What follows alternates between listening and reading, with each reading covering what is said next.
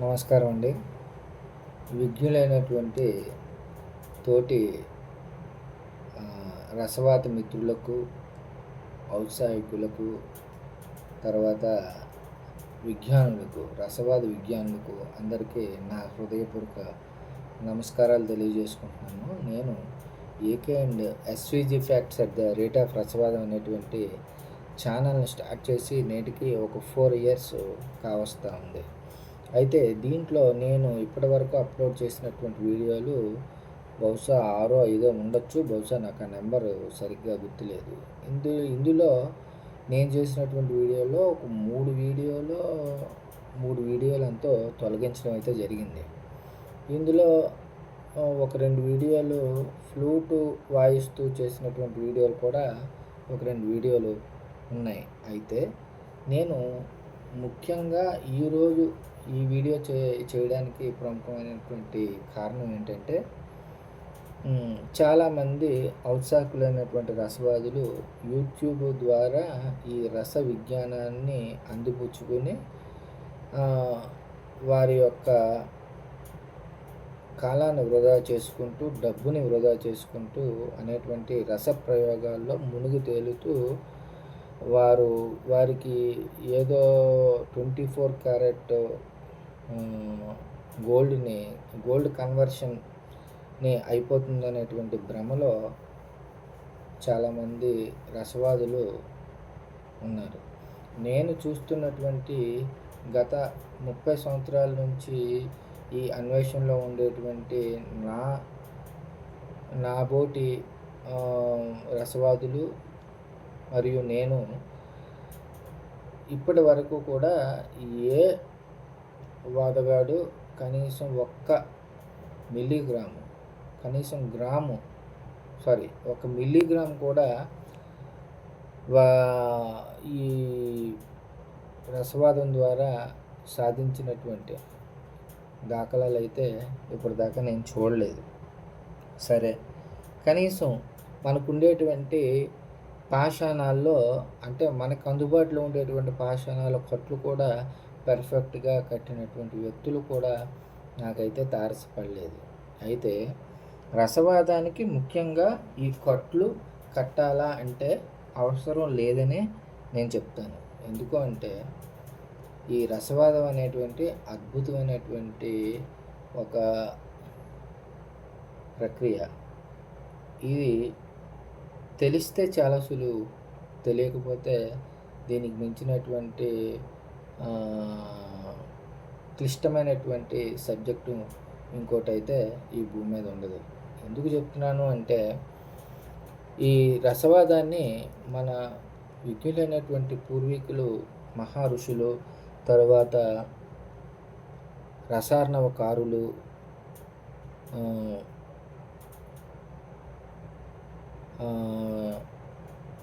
గోవింద భగవత్పాదాచార్యులు లాంటి మహామేధావులు వారు సాధించినటువంటి విషయాన్ని గ్రంథరూపం అయితే చేసి మనకు అందించున్నారు. అయితే నేటి తరాలకి అవి ఎంతవరకు అందుబాటులో ఉన్నాయి అనేది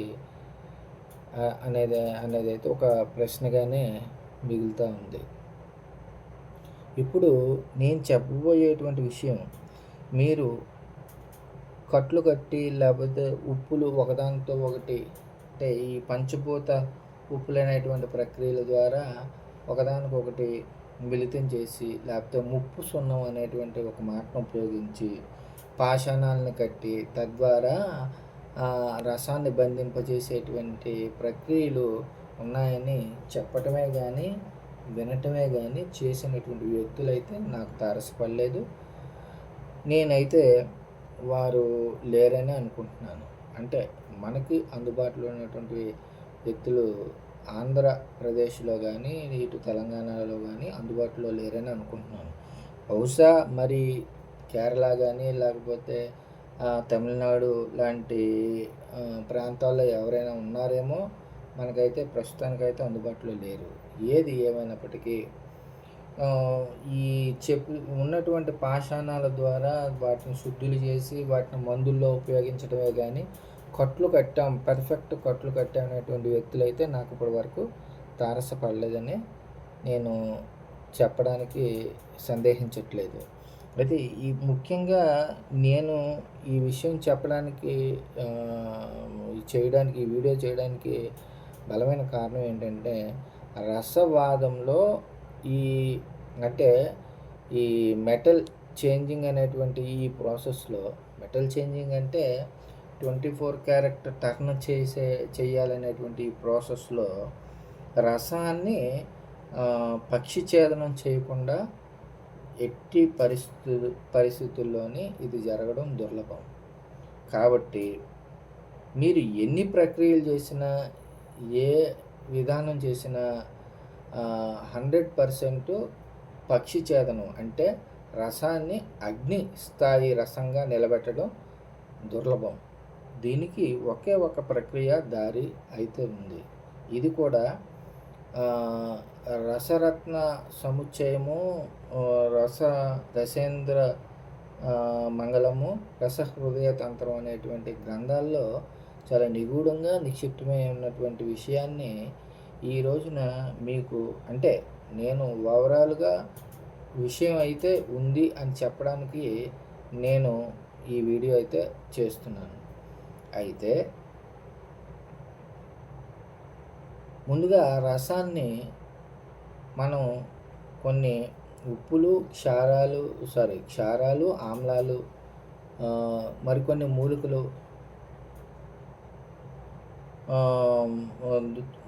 మూలికలతోటి కొన్ని విధానాలు అవలంబించి ముందుగా శుద్ధి చేయవలసినటువంటి ఆవశ్యకత ఉంది.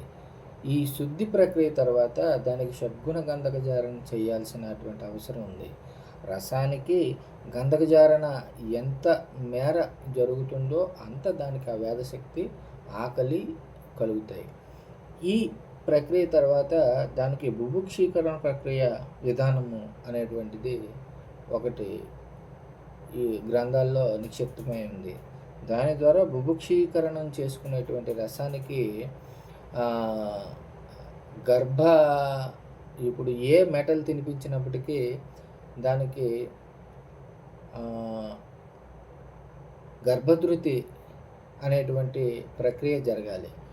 ఒక్కసారి గర్భధృతి అనేటువంటి ప్రక్రియ జరిగిన తరువాతే అంటే మనకి ఉండేటువంటి అష్టలోహాలని మనం తినిపించిన తర్వాతే తినిపించి గర్భధృతి అయిన తర్వాతే ఈ రసం అనేటువంటిది పక్షి ఛేదనం అంటే అగ్నిస్థాయి రసంగా నిలబడుతుంది. అప్పుడు మాత్రమే దానిని మరలా గంధకాన్ని చేర్చి ఇంకా దాన్ని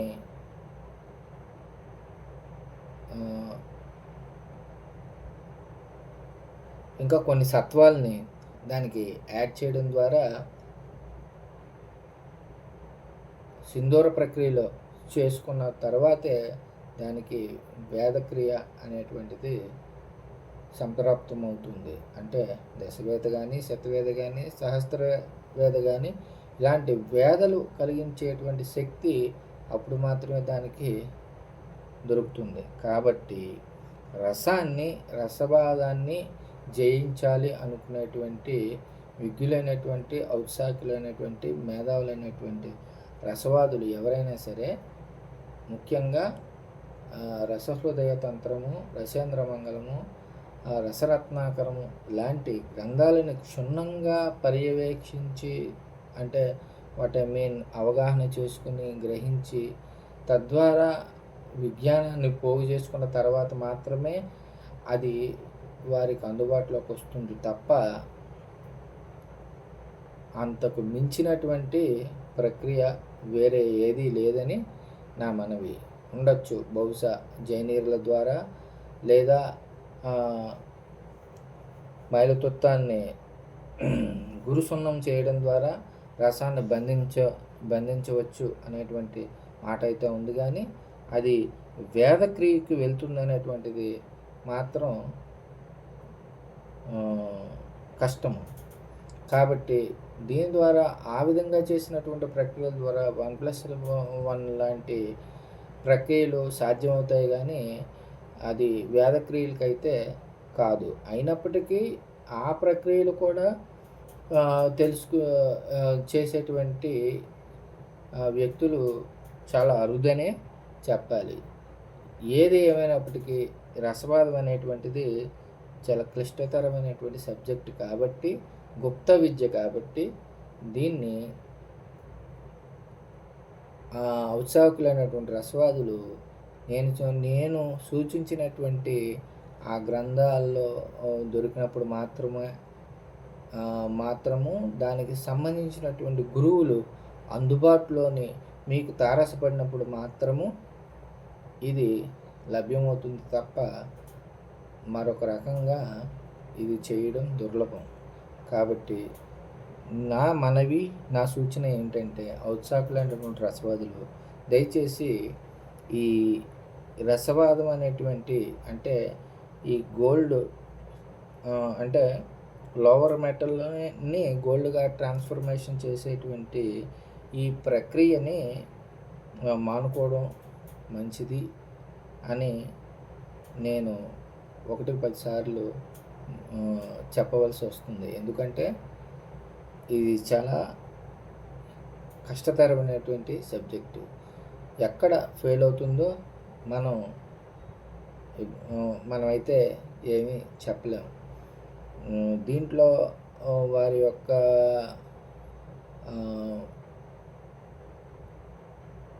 యొక్క జీవితాలు, కుటుంబాలు సర్వనాశనం చేసుకునే కంటే అంటే దీన్నే నమ్ముకుని ఇది చేస్తే అయిపోతుంది, ఇది ఎప్పటికప్పుడు అయిపోతుందనే అనిపిస్తుంది, కానీ అవ్వదు. కాబట్టి నేను చెప్పే విషయం ఏంటంటే మీకు ఏదైనా వేరే డబ్బు సంపాదించేటువంటి మార్గాలు దండిగా ఉన్నప్పుడు మీకు సంపాదన మార్గం బాగున్నప్పుడు ఇది ప్రవృత్తిగా పెట్టుకుని దీని మీద అది కూడా సరైనటువంటి సమాచారం సేకరించిన తర్వాత ప్రయోగాలు చేయాలి తప్ప యూట్యూబ్లోని చెప్పినటువంటి తర్వాత గ్రూపుల్లో చెప్పినటువంటి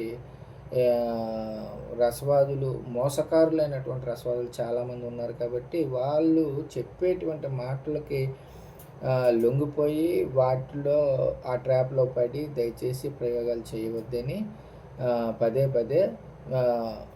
రసవాదులకి ఔత్సాహికులైనటువంటి ఈ రసవాదులకి మరో విజ్ఞప్తి చేస్తూ అందరికీ నమస్కారము తెలియజేస్తున్నాను.